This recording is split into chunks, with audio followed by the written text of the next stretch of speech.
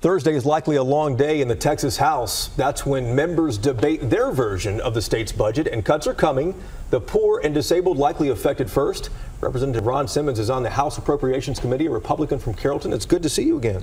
Hey, good to see you, Jason. Thanks for having me. Absolutely. The budget, the House considers on Thursday cuts $1 billion in state funding for Medicaid, and because of that, it forfeits another $1.4 billion in federal funding.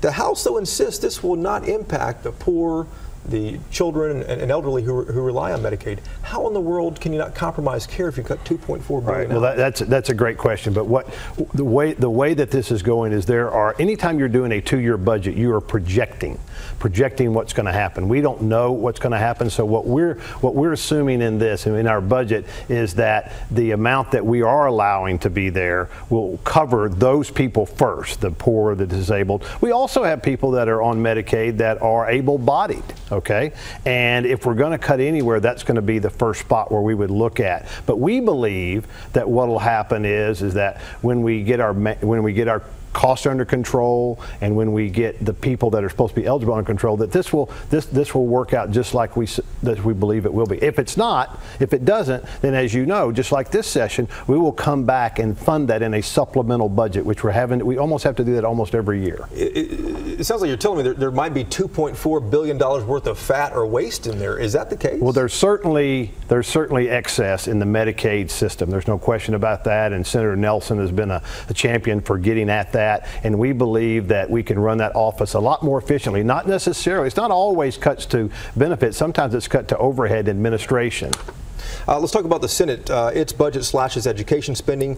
We talked about what the House is cutting. Where will the biggest budget conflict be between the two chambers, do you think? Well, the actual budget conflict won't be on the amount. We're actually, when you look at the overall budget, we're really pretty close. I mean, in a $200 billion budget, we're a few hundred million off between the two, and we'll work that out in conference.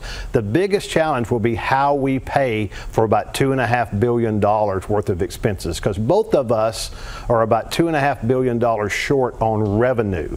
And so there's just a difference of opinion on how you should pay for that. The House wants to tap the rainy day fund, go to the state savings account. The Senate says no way. What's going to happen? Yeah, well, the proper name, people call it the rainy day, but it's really the Economic Stabilization Fund. And that's important because when it was set up in the 80s, it was set up so that when you had volatility in your revenues, then you had a savings account like we do in our families, and we reach in there for important expenses and utilize that. We said a couple of sessions ago we were going to quit using accounting mechanisms, which are not illegal, but probably not totally transparent, to balance the budget. And the House has done, and the Senate's done, a great job on that. We believe it's more prudent and more conservative to take a couple of $1 billion out of a $12 billion fund than it would be to delay transportation funding for even one day. Will that argument work in the Senate?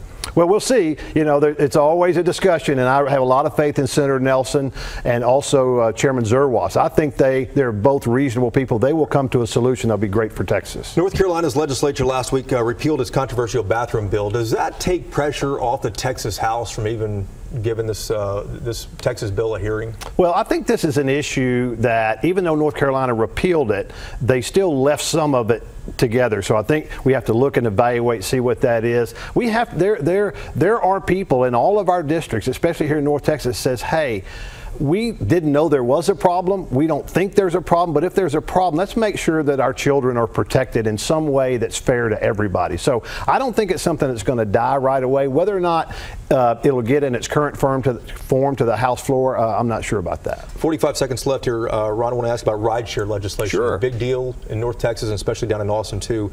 A bill passed committee. It includes background checks, but not fingerprinting. Will this pass both chambers? Is there widespread support? Absolutely, no question. Representative Chris Patty from Marshall, Texas is carrying it in the House, and Senator Nichols is carrying it. It will absolutely pass, so that no matter whether you're in Dallas or Dalhart, you'll have the same regulations for you having rideshare. Sounds good. Representative Ron Simmons from Carrollton, good to see you again. Good to see you, Jason. Thanks for having me.